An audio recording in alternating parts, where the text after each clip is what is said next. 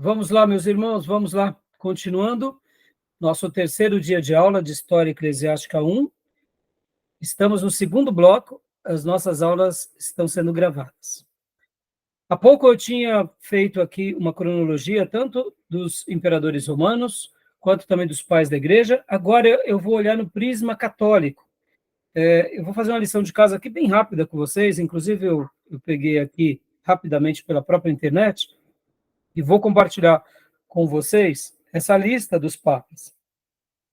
Mas eu queria que, antes de mais nada, vocês se lembrassem do que eu falei há pouco, que durante os primeiros 500 anos de história, o cristianismo, logo que passa por essa fase inicial de perseguição, de expansão, ele cresceu entre os pobres, entre os que sofriam, e ele foi ganhando as outras camadas da sociedade, chegando ali no terceiro século, e principalmente no quarto século, ele se torna algo mais forte, aí onde vem Constantino, e ali o cristianismo então passa a ter uma trégua no Império Romano, e depois com o imperador Teodósio, aí onde realmente o cristianismo passa a ser a religião oficial do Império. Bom, aqui, daqui em diante, a chave começa a mudar. E ali vem, então, aquela certa liberdade, porque agora poderia ser lido e poderia ser pregado livremente as escrituras, poderia ser feito teologia sem ter a perseguição. É óbvio que tinham as heresias que iam surgindo, ou que já tinham surgido anteriormente, como é o caso dos arianos. No entanto, a igreja agora recebe uma nova formagem, um novo formato. É ali onde nascem os pais da igreja, ou pelo menos aquilo que a gente chama de patrística, os grandes pensadores, os grandes pastores, aqueles pastores que outrora viviam praticamente enclausurados, fugindo, se relacionando por códigos, ora um sendo martirizado aqui, outro acolá. Agora tudo mudou. A igreja passava a ter o apoio do Estado, a ter a chancelaria do imperador. O próprio imperador Constantino também chega no final da sua vida, ele é batizado, mesmo que a gente já vai falar um pouco sobre isso, naquela questão dos arianos e daquela discussão, né? Porque houve ali um grande embate, mas houve uma mudança. Segundo alguns historiadores, vão falar que, inclusive, por causa dos problemas internos que o Império Romano sofria, eles tomaram essa decisão mais por causa de ser uma força política, já que não tinha como impedir, não tinha como acabar com os cristãos, eles então mudaram a sua estratégia para fortalecer, então, o seu domínio. Mas por que eu estou falando tudo isso? Porque até Teodósio, um pouco mais também depois, lembrem disso, não se esqueçam disso. Os cristãos, eles tinham 5 polos principais, aonde eles se concentravam. E quando se falava de uma autoridade, eles falavam lembrando dessas autoridades, que estavam espalhadas nas 5 principais cidades, que era Roma, Alexandria, Antioquia, Jerusalém e Constantinopla. É claro que em Éfeso também tinham grandes expoentes, em Herápolis também tinham outros expoentes, mas o foco principal estava nessas cidades. Então, guardem isso, irmãos, porque logo depois de Teodósio, e um pouco quando a gente vai virar a chave na frente, porque a gente está estudando aqui o cristianismo mais antigo, esse cristianismo emergente. Depois, quando vai ter o início da Idade Média, aqui já tem 2 polos apenas. Desses 5, se derivam em 2, que é Constantinopla e Roma. E depois passa a ter a primazia Roma, como o grande líder do Império Romano. E é aqui que eu quero mostrar esse gráfico aqui para vocês agora. Olha só que interessante. Esse gráfico não, essa lista. Ó. Olha só que interessante. Deixa eu pôr aqui para vocês. Segundo o catolicismo, Olha como eles escrevem a história do papado. Vocês têm que lembrar que na Contra-Reforma, quando eles alteram as escrituras e quando eles remontam a história, eles vão também aqui remontar essa ideia do papado. Porque, na realidade, na nossa perspectiva mais histórica, o primeiro Papa vai existir lá com Leão I. Esse é o primeiro Papa, se a gente pudesse dizer. É quando o bispo da Igreja de Roma chama a autoridade para si. E aí ele se autodenomina como o representante de todos os cristãos. Agora, olha só que interessante, irmãos, vocês têm que lembrar da influência que agora já estava tendo um bispo, ou os bispos, junto com o povo e junto com o imperador. Tá bom? Então, olha só, quando a gente vai remontar a história, e aí o catolicismo vai remontar, eles vão dizer o quê? Olha que interessante. Que Pedro é o primeiro papa, né? E aí temos, então, ele é de Betsaida, Galileu, e aí ele morre em Roma, estabelece ali nada mais, nada menos do que a sua autoridade papal. Segundo Papa, Lino, aí, ó, percebam só nesse detalhe. Olha a grande maioria aqui, irmãos. Império Romano. Anacleto, eles vão falar que foi, aqui no caso, né? Aqui é lugar de nascimento, mas a gente vê assim, ele nasce na Grécia, Atenas na Grécia. Não fala onde ele morre, mas percebam que aqui, ó, tem um lugar de nascimento e depois a gente vê a influência do Império Romano sobre todos a construção daquilo que eles chamam de Papa, né? Então percebam que eles vão tentando reconstruir aqui a linha papal, né? Como depois vocês dão essa pesquisada, eu compartilho para vocês. Isso está no Wikipédia, né? Só para vocês notarem, né? Eles colocam o nascimento e vão tentando criar aqui uma sucessão papal, até chegar naquilo, como eu falei para vocês, que é Leão I, tá bom?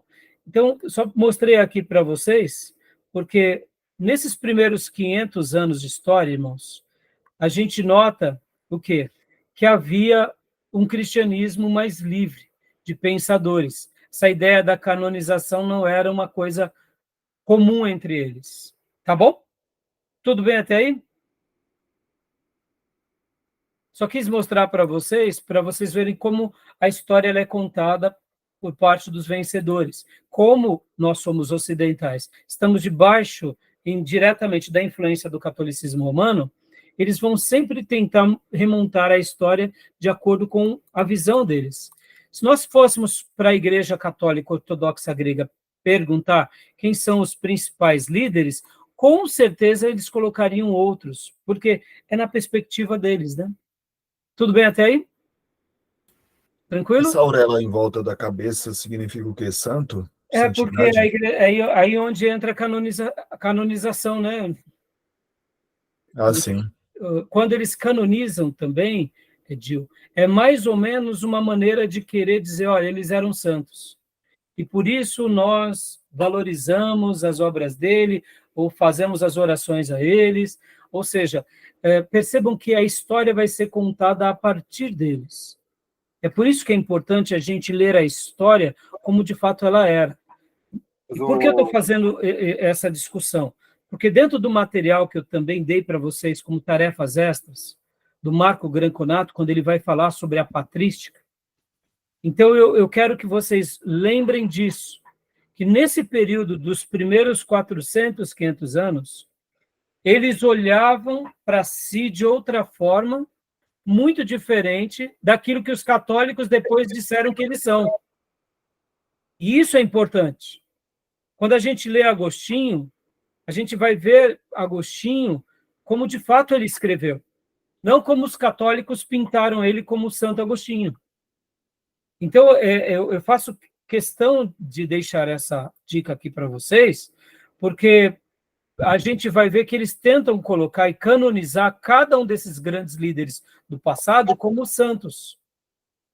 E a gente sabe disso, que eles não foram santos. É mais ou menos a maneira de querer dizer o seguinte: olha, nós somos a igreja verdadeira, e a linhagem papal que foi começada com Pedro se perpetuou neles, mas historicamente não era assim. Porque nesses 100 primeiros anos aqui, não eram apenas eles, por exemplo, né, Clemente I, Evaristo, Alexandre I, Sisto I, eles eram líderes da igreja cristã naqueles dias, juntamente com os outros que nós temos como por nome do quê? De patriarcas. Eles eram os líderes, junto com os outros patriarcas. Eles não eram a autoridade papal. Tá bom? Estou fazendo essa crítica aqui só para mostrar como a história é contada a partir dos vencedores. Como o catolicismo se tornou a igreja oficial do Império, e ali, naquele momento que se torna a igreja oficial do Império, ainda é o catolicismo, vamos chamá-lo de primitivo, até ali não tem tanto problema. Mas a partir dele, quando nasce o romanismo, aí que vai tendo problema. Quando surge a figura do Papa, aí que está todo o problema. Quando há essa emancipação, e aí vocês vão se lembrar do que a gente até aprendeu em teologia sistemática, do grande cisma, lá em 1054, quando a Igreja Católica Apostólica Romana se separa da ortodoxa grega. E podem ver que durante 1054, quando houve a separação, eles voltaram apenas a quebrar essa ruptura em 1965. Ou seja, quase 1000 anos separados, em que um considerava o outro herege. Agora, em 1965, eles fazem ali o concílio e cancelam aquilo que eles outrora eram excomungados, porque como que o catolicismo romano viam os ortodoxos gregos? Como hereges. E como os ortodoxos gregos viam os romanos? Como hereges. Um foi excomungado da fé do outro. Mas em 1965, houve ali vamos dizer assim, um retorno àquele cisma. No entanto, eles continuam separados. Podem ver que continuam separados. Eu te pergunto, por que eles continuam separados? Porque, irmãos, a gente tem que lembrar que é uma questão de poder.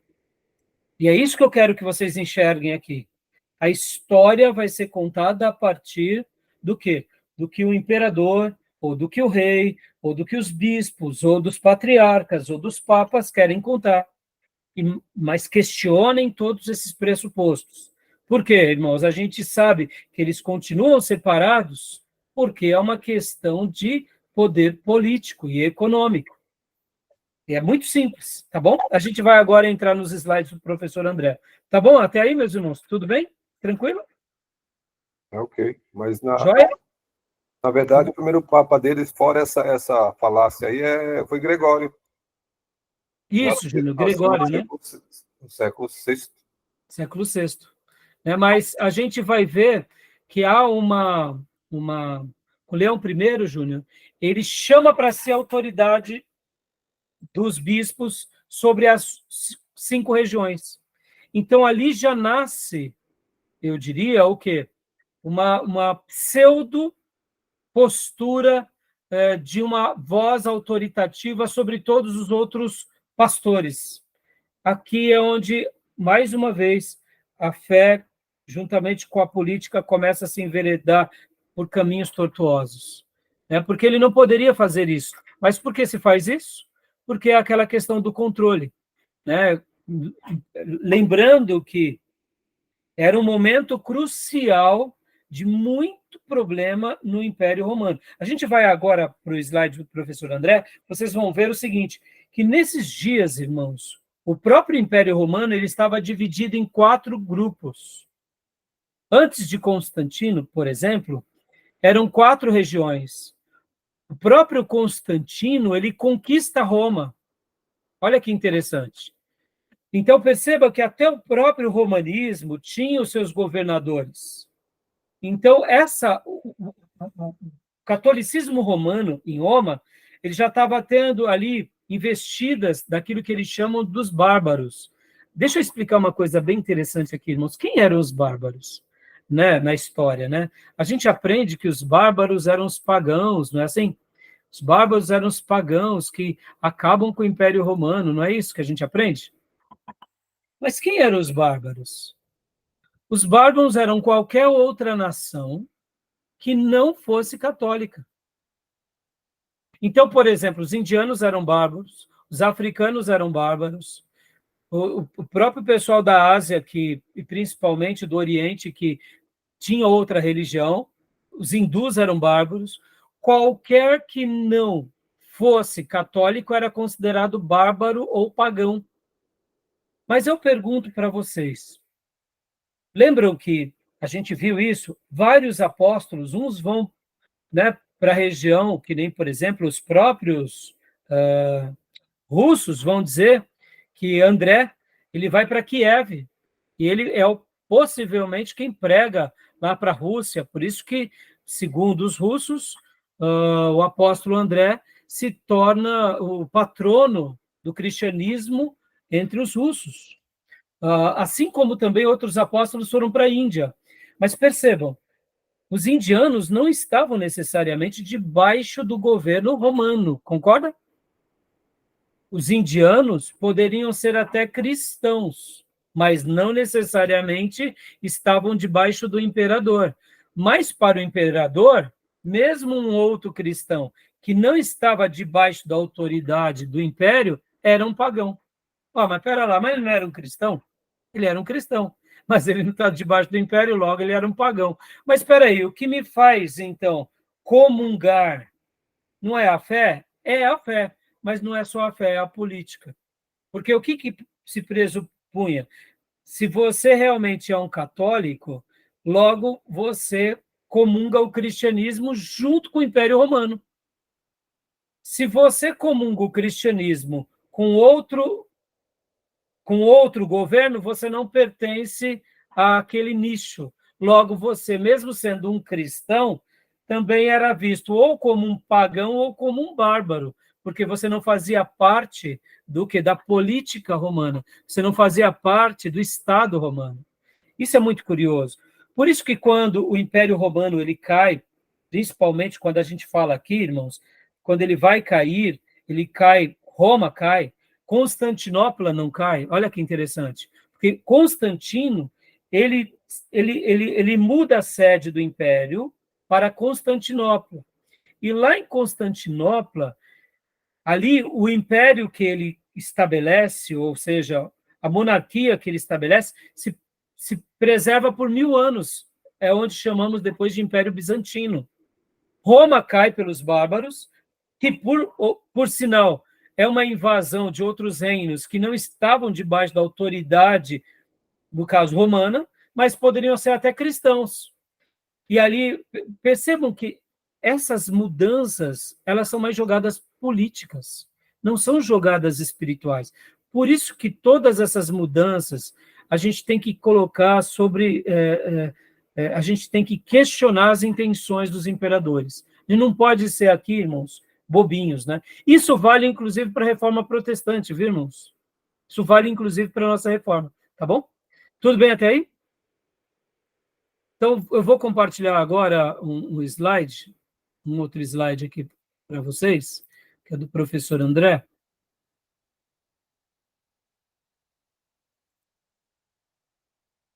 O terceiro século, e a perseguição do terceiro século, tá bom? Só um segundo.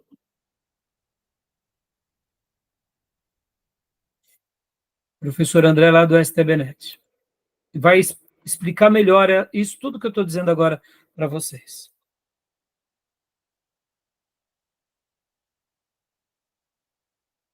Júnior, por gentileza, leia para nós, né? O terceiro século, crise no império e perseguição. Vamos lá, eu vou mudar aqui. Por gentileza.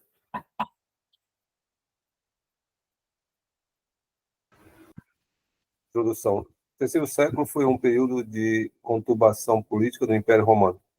Seguindo o seu apogeu, o Império passou por sua decadência e pior crise, que levaria posteriormente à sua desintegração. Olha só, guardem isso, irmãos. Então, tem momento de apogeu, e depois vem decadências, crises, e depois vem a desintegração. Perceba que esse foi um cenário muito favorável para que eles fizessem várias mudanças. Ora, perseguindo alguns grupos que eles achavam que não estavam debaixo da sua legislação, ou dos seus padrões civis e religiosos, mas também, ao mesmo tempo, mudando a chave, já que não podiam fazer mais nada. Então, leia para nós, Júnior, por favor. Uma sucessão muito grande de governantes deu-se em meio a pragas, guerra civil, invasões externas e disputas políticas. Cada governante efetuava a tentativa de reestruturação da ordem ou manutenção de poder. E muitas vezes as políticas de estruturação incorporavam quesitos religiosos. A questão religiosa nunca era abandonada, meus irmãos.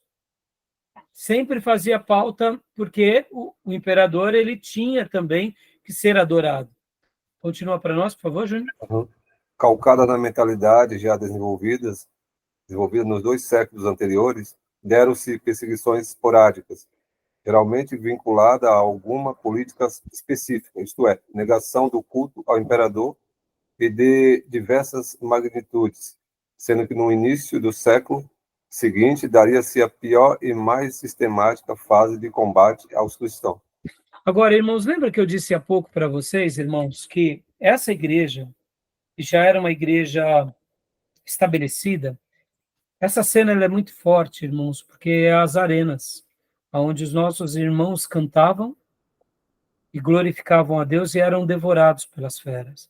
Agora eu te pergunto, como que você, diante de estados de sítios, de perseguição com a sua fé, como que você vai estabelecer o seu corpo de doutrina com muita liberdade? Você quase não tem, até porque tudo isso só atestava que você estava negando o império e que você não estava adorando quem? A César.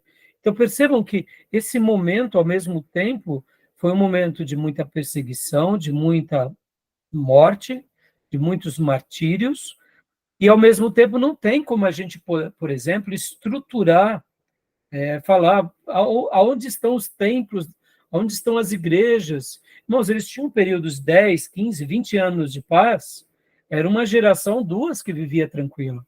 Logo na terceira já mudava tudo. Ou seja, era muito comum um sobrevivente de uma perseguição contar as histórias para as próximas 2, 3 gerações. E depois a chave voltava na perseguição por causa dos impérios. Ou seja, é claro que nesse período, a gente também tem que lembrar que essa igreja sobreviveu nas casas, sobreviveu diante de tudo, mas nesses momentos de paz, a gente também pode dizer que era comum também eles cultuarem com liberdade, uma pseudo-liberdade sobre aquele cuidado, porque lembra que eu disse no início do bloco anterior, irmãos, nesse período a igreja ainda ela era uma religião ilegal. Então, como tudo que é ilegal, você faz sabendo até onde você pode ir. Você não nega a sua fé, mas ao mesmo tempo você tem aquele cuidado que é a sobrevivência. Né? Então, percebam, esse retrato mostra bem, né, o que os nossos irmãos passaram, e o livro do Justo Gonzalez vai mostrar que esse período chamado muito bem como era dos mártires, mostram que a nossa história foi escrita com o sangue dos mártires e com o sangue desses que foram para as arenas, que viraram tocha humana. Né? Então, como que a gente vai olhar para esse período e falar assim, onde estão os templos suntuosos? Eles só queriam sobreviver. Eles não tinham tempo para isso. Onde estão as grandes teologias? Onde estão as grandes literaturas? Oh, meus irmãos, só de você estar vivo aqui já era um milagre, é ou não é? Período terrível para eles. Então, não se esqueçam disso, né? Então, continuando aqui. Leia para nós, Júnior, por favor. Preliminares sobre os critérios de sucessão do imperador. Ponto fraco do principal romano foi o critério sucessório.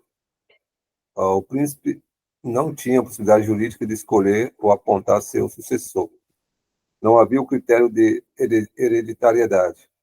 Portanto, 3 imperadores no principal, de um total de 16 até cômodos, foram filhos legítimos do imperador anterior, sendo 5 adotivos. E todo imperador com filhos procurava garantir que o mesmo herdasse o poder.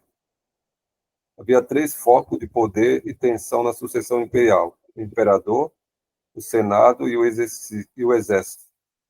Havia 2 etapas: a escolha e a investidura oficial. Meus irmãos, a gente não pode perder de vista aquilo que a gente aprende no dia a dia, que quanto mais poder, a pessoa mais se perde com isso. E os imperadores, eles eram vaidosos. Então, a gente vê que, assim como hoje, nós temos prefeitos vaidosos, políticos vaidosos, presidentes vaidosos, as pessoas se perdem com o seu poder, e não era diferente nesse período. Imagina, você deixando ali o seu legado, ou você tendo o risco de perder a sua história, né? Então, havia essa tensão, e nós cristãos, no caso, os nossos irmãos do passado, estavam no meio dessa feira de vaidades, né? Então, continuando aqui, Júnior, leia para nós. Em 193, após o assassinato de Cômodo, deu-se forte disputa pelo poder, que culminaria com a sucessiva subida ao poder de 5 governantes. Pertinax, prefeito de Roma e assassinado pela guarda pretoriana. Didius Julianus, o prefeito sucessor, pagou ao soldado e foi por eles aclamado imperador. E os 3 desafiantes: Sétimo Severus, general, matou a Didius Julianus e ao guarda que executaram Pertinax. Albinus e Pescennius Niger. O vitorioso foi Sétimo Severus, que seria o primeiro da dinastia dos Severos. Ou seja, aqui uma boa ilustração do que eu acabo de dizer, meus irmãos. Meus irmãos, sempre houve a disputa pelo poder, e não foi diferente nesse momento. Eles faziam o que fosse preciso para se manter no poder, ou seja, até mesmo assassinar os seus compatriotas. A história só vai se repetindo. Mesmo hoje, em democracias extremamente civilizadas, nós temos atentados, como tivemos nos Estados Unidos com Kennedy, recentemente o Trump. Irmãos, como pode, numa democracia onde a educação básica é tão elevada, ter disputas pelo poder? Irmãos, a história se repete, e só não acontece mais coisas por causa da segurança. Isso vale para eles, americanos, isso vale para qualquer lugar, em qualquer período da história. Se numa democracia, que nem a democracia americana, o poder já sofre esses embates, imagina o que não passa um líder de uma autocracia, como é o Putin, como é o Xi Jinping, como é o líder da Coreia do Norte. Imagina o que eles não têm que se fazer para se perpetuar no poder, ou como é o próprio Maduro aqui na Venezuela. Porque a história se repete. E é muito importante vocês lembrarem que os líderes que governam, sejam pela monarquia, pelo império ou pela democracia, eles farão o que for preciso para terem o apoio, ora do popular, ora do exército, e eles farão o que for preciso para continuar se mantendo no poder. A gente vê isso nas nossas questões aqui na nossa república, né? A história se repete, meus irmãos. O clássico livro de J.J. Tolkien, O Senhor dos Anéis, é a busca pelo poder, é o anel que dá poder, né? Atinge a todos. Somente aqueles seres mais evoluídos que não se corrompem totalmente, né? Segundo a literatura do nosso irmão. Bom, leia para nós agora, pastor Johnny, por gentileza. Pois não. Sétimos Severus, primeira perseguição do 2º para o 3º século. Ex-general encorajou o sincretismo em busca da harmonia e paz internas. Os judeus e cristãos, crentes das 2 religiões contendedoras que se negavam a se inserir no sincretismo, foram considerados fora da lei. Ou seja, perceba, até nisso, né? Já que eles tentam apaziguar, mas já que não consegue, quem está fora é fora da lei, porque eles eram uma autoridade, como a gente já sabe, né? Continua para nós, por favor. Pastor?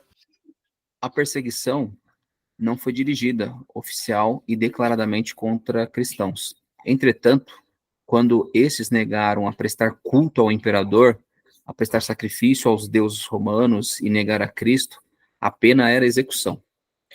Em algumas regiões, procônsules, autoridades locais efetuaram uma perseguição específica contra cristãos e judeus. Em particular no Egito, Tebaída, África proconsular, que é de 197 e 198. E Alexandria, houveram perseguições mais fortes, perseguições na Gália, em particular Lyon, são consideradas geralmente legendárias e não dignas de crédito.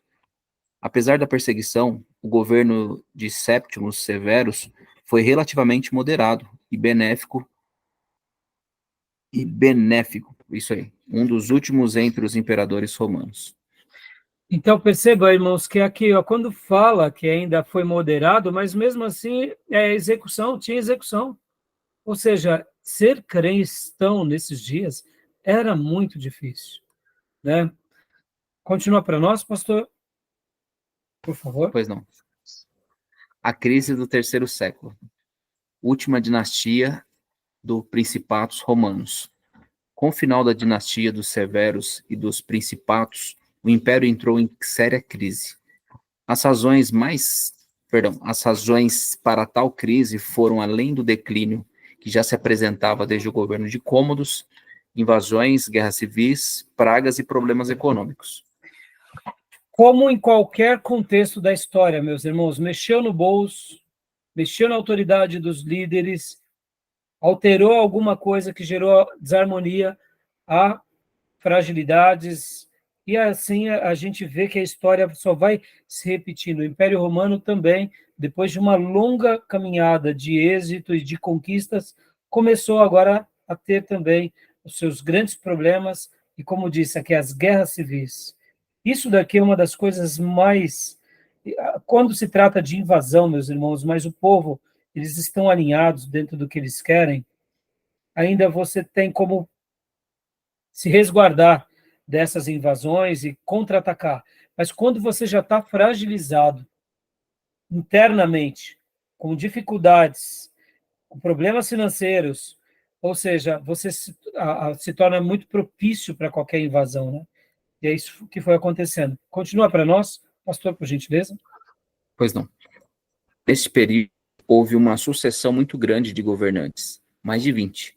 Às vezes simultâneos, frequentemente usurpadores, inimigos entre si, e diversos estratos sociais.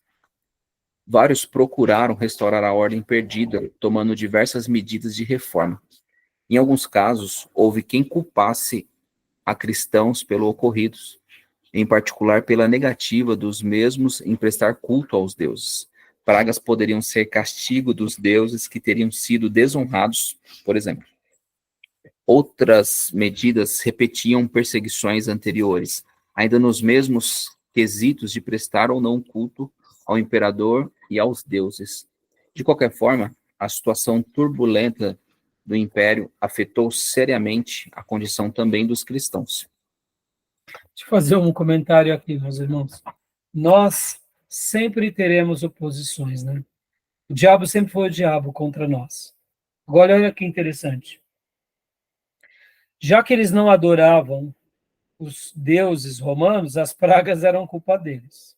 Outra questão também que eles recebiam culpa, que não está aqui no slide. Muitos cristãos eram pacifistas, porque seguiam Cristo. Logo, não iam para a guerra. Ou seja, também tinham menos soldados. É a culpa deles. Perceba, a gente vai tomar culpa de tudo que é lado, né, meus irmãos? Então, é bem interessante esses momentos da história. É claro que aqui a gente sabe que é um momento de decadência, né, do Império. E aqui, continua para nós, por gentileza, pastor. Pois não. Nomes e eventos desse... Pastor, só me ouve? Sim, sim. Pode continuar. Tá. Nomes e eventos de destaque. Felipe o Árabe, 244 a 249. Eusébio de Cesareia cita-o como o primeiro imperador cristão. Esta hipótese fundamentaria-se em certa feita com o imperador, em certa feita que o imperador teria assistido ao culto da Páscoa, após o bispo requerer que ele confessasse seus pecados. Outros afirmam que isso teria dado-se em Antioquia. Bom, isso é muito interessante. Deixa eu fazer até um comentário muito... Eu estou encantado com a obra de Eusébio de Cesareia, meus irmãos. Inclusive, quem tiver a oportunidade de ler o livro de Eusébio de Cesareia, eu recomendo. Agora, olha só que interessante, irmãos. Eusébio de Cesareia é o primeiro, ele é considerado o primeiro a escrever sobre história eclesiástica. Aí talvez você diga assim, mas pastor Rai, por que outros pais da igreja não fizeram isso? É muito simples. Eles não tinham esse período de paz, esse período de tranquilidade. Por isso que mesmo que, de certa medida, Constantino, quando ele dá uma certa liberdade para que os cristãos pudessem viver e existir nos seus dias, aonde ali, logo que ele começa como imperador, ele dá essa pseudo-legalização, mesmo ainda não sendo religião oficial, a partir dali, que foi um período de paz singular, começa uma nova página também na história eclesiástica. Por quê? Porque além de você fazer teologia, você poderia fazer história. Você poderia escrever um pouco. E é isso que a gente entende, como Deus foi bondoso também com os nossos irmãos a partir de Constantino. Eu sei que Constantino tem muita crítica, mas a gente tem que lembrar, irmãos, que, vamos ser honestos aqui, seria melhor viver antes de Constantino ou depois de Constantino como cristão? Não precisa nem responder, né? Se a gente pudesse escolher um período da história para viver, a gente escolheria, com certeza, a partir de Constantino. Porque antes de Constantino, as perseguições eram muito mais acirradas. Então, Eusébio de Cesareia, ele é considerado, né, o pai da história eclesiástica, que ele começa a pegar aqueles recortes dos pais da igreja, os livros e os textos. Porque, irmãos, hoje, de você poder escrever um livro já é algo maravilhoso. Naqueles dias, os pais da igreja, em meio a toda a perseguição, ainda serem preservados a literatura deles, é uma façanha, eu compararia a um milagre, entendeu? Tá bom? Joia, alguma pergunta? Alguma dúvida? Querem falar alguma coisa?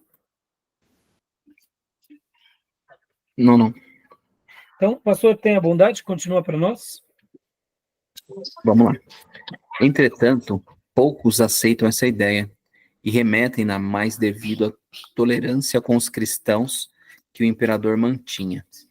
Autores não cristãos não mencionam conversão alguma, e Felipe manteve-se toda a sua vida mantendo nas cerimônias oficiais os costumes pagãos, bem como a cunhagem de moedas. Então, aqui são opiniões, né, que são divergentes sobre, no caso, Filipe, o árabe, né? Mas fica aí algo para a gente pensar um pouco mais. O próprio Constantino, né? O próprio Constantino é colocado em xeque, controvertida a conversão dele, porque ele continuou ainda adorando todo o culto pagão. E aqui, Júnior, para melhorar, assim, a gente vai chegar lá nesse slide aqui, mas Constantino é tão complicado, porque ele vai se batizar no final da sua vida, e aí, lembra quando teve aquela questão dos arianos, a disputa dos arianos?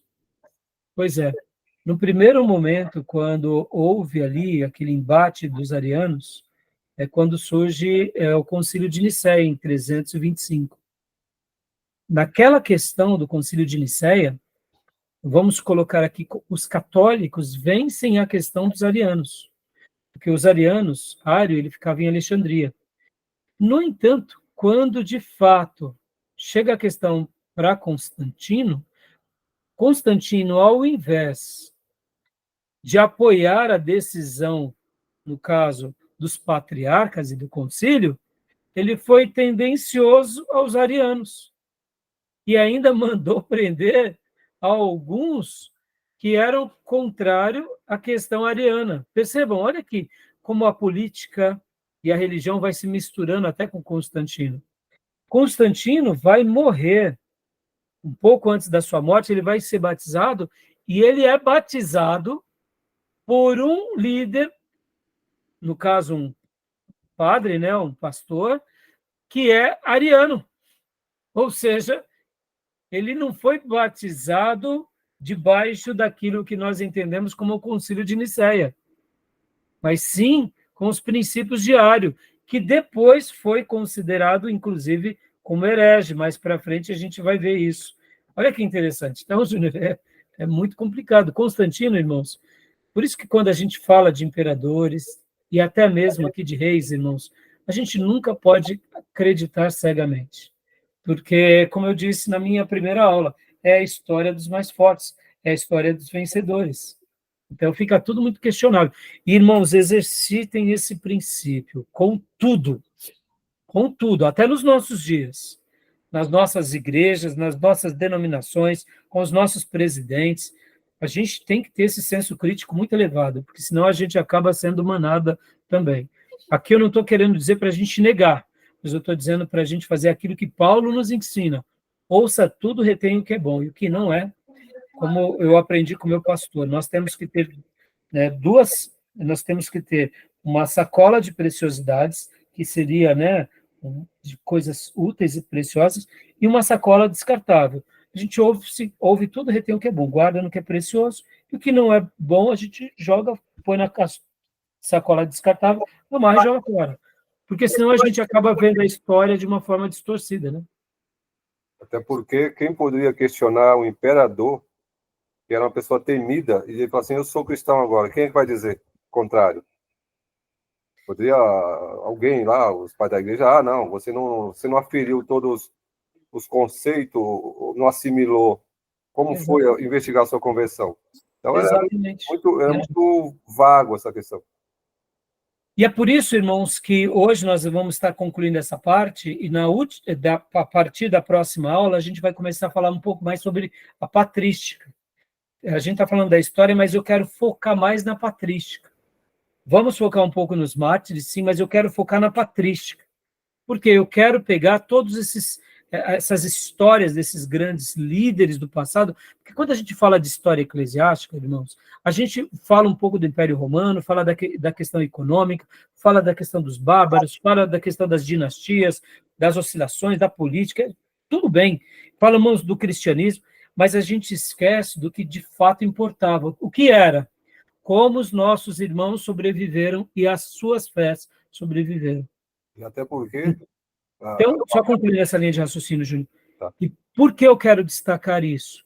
Porque eu não quero aprender com a história dos vencedores, sendo narrado pelo catolicismo apostólico romano, pelo catolicismo ortodoxo grego, ou mesmo pelo protestantismo. Eu quero aprender com a história mesmo. É claro que, a certa medida, os bons historiadores nossos, eles vão tentar serem imparciais com isso. E é isso que eu quero. Já que a nossa proposta, o nosso seminário, ele é um curso livre em teologia, e é para nos formar como pregadores do evangelho, eu quero entender como a patrística fazia teologia, como a era chamada Era dos Mártires, eles sobreviveram, como eles faziam teologia, como eles usavam o raciocínio deles na Bíblia, como eles eram devotados, ou será que eles eram apenas catedráticos? Ou será que eles só faziam teologia porque eles estavam ali acobertados pelo império? Não, então eu quero olhar nesse prisma, porque essa é a nossa proposta do nosso curso de teologia, é formar obreiros que prevaleçam em qualquer contexto, em qualquer época, em qualquer modismo, ou quem sabe em qualquer perseguição. Porque se houve um povo que escreveu a história, a nossa história com seu próprio sangue, por que nós iremos desprezá-lo? Porque a gente vai ficar aqui debruçado sobre questões, por exemplo, como dos romanos. Isso tudo é muito importante, irmãos. Ou dos bárbaros, ou a queda do império. Isso tudo é muito importante. A gente não pode negar. Mas o que eu quero que vocês coloquem os olhos de vocês, nesses grandes homens de Deus e mulheres de Deus, que prevaleceram e venceram em meio a toda a adversidade. Tá bom? Diga, Júnior, o que você ia dizendo? a questão básica mesmo é a patrística, né? Para saber se eles guardavam o legado que os apóstolos deixou, levou adiante.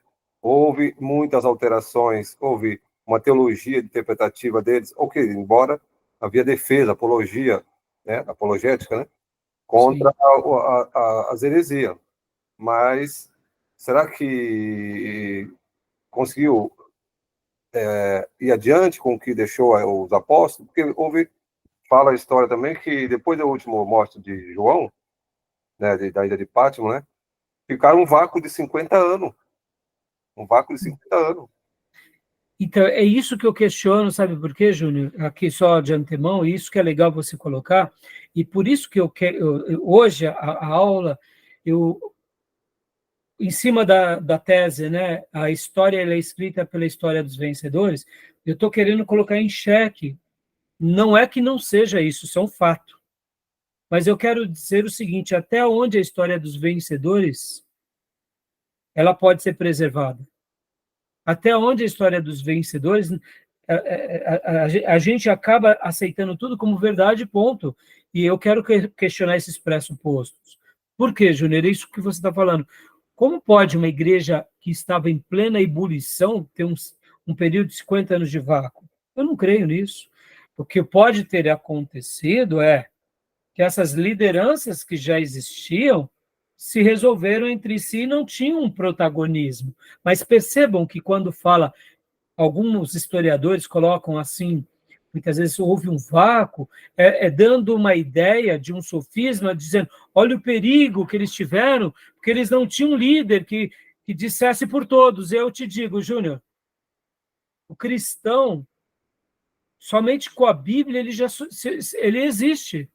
É óbvio que a liderança é importante, o dom pastoral é importante, mas percebam que muitas vezes a maneira em que é reconstruída, ora é verdade, pode até ter existido um vácuo, mas o que eu quero colocar aqui, eu não quero acreditar que essa igreja que estava explodindo, alcançando lugares, os escritos, as cartas, a evangelização, que estava no seu melhor momento, que foi logo depois, a próxima geração, que é a geração, né, que nasce aqui, os pais da igreja, né, pode ver que a geração, a igreja primitiva, ainda está ali inserida dos apóstolos, depois vem os pais da igreja, e depois vem a patrística, são fases distintas.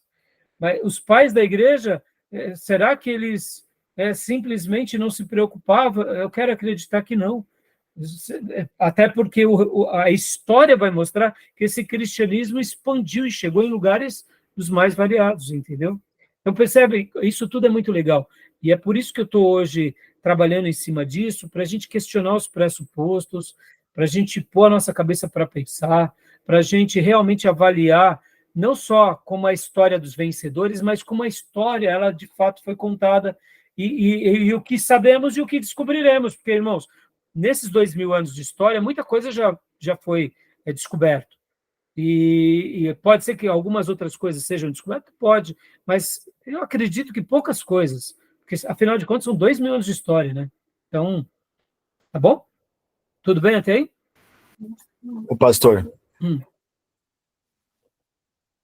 naquele áudio que eu compartilhei com os irmãos no grupo, eu achei bem interessante a fala do irmão, que ele destaca, né, esses eleitos e esses grandes homens de Deus que Deus escolheu para levar avante o evangelho, né, e a fé em Cristo Jesus. Mas é legal que ele dá ênfase também, e ele diz que uma boa parte dessa disseminação do evangelho foram feitas por pessoas comuns. Isso, Dio, obrigado, é Cara, isso. maravilhoso essa Muito, situação. muito. Ele dá esse destaque no seu vídeo, né? Esqueci o nome Exato. do pastor, depois a gente pode até citar aqui o nome dele, é o material que você nos passou. É isso mesmo, Dio. É verdade, Dio, ele dá o destaque, porque são as pessoas comuns, e lembram, irmãos, eram muita gente pobre, né? A maioria Exatamente. das pessoas eram pobres. Então, deixa eu pegar aqui rapidamente, né? Até o nome, né? Só para dar a fonte. Eram pessoas comuns, exatamente. Então, eu não creio. Pode ter tido uma vacância do poder, sim. mas eu não creio que foi uma vacância total, né? Não é uma vacância total. Tá bom, meus irmãos? Beleza, meus irmãos? Alguma pergunta? Querem fazer alguma pergunta, alguma fala? Podemos parar aqui? Podemos. Podemos? É a Ok. escola do discípulo, né? É o material da escola do discípulo, Exato. né? Isso, a escola do discípulo, tá, Gil? É muito boa. Eu estou apaixonado pelo material deles, pelo projeto do seminário deles, eles estão de parabéns. É o Felipe Breder, e juntamente com a sua equipe, que coisa linda. Irmãos, percebam como Deus tem levantado igrejas que fazem teologia no nosso país, não é? E quando eu vejo essas igrejas fazendo uma teologia de alto nível como eles, a única coisa que eu tenho para dizer é louvado seja Deus. Que Deus continue levantando. A escola Charles Spurgeon, o próprio Saião, aqui fazendo uma obra maravilhosa na sua igreja, também com o Instituto de Teologia, nós aqui na Missionária, fazendo também esse projeto aqui. E eu só por isso que eu indico para vocês esses materiais. E por isso que eu recomendo, porque nós só aprendemos com eles, né? Então, tá bom? Vamos dar uma pausa aqui, irmãos, a gente vai continuar no último bloco sobre esses assuntos, tá bom? Mais alguma pergunta, meus irmãos? Não? Então eu vou parar aqui a gravação, tá bom?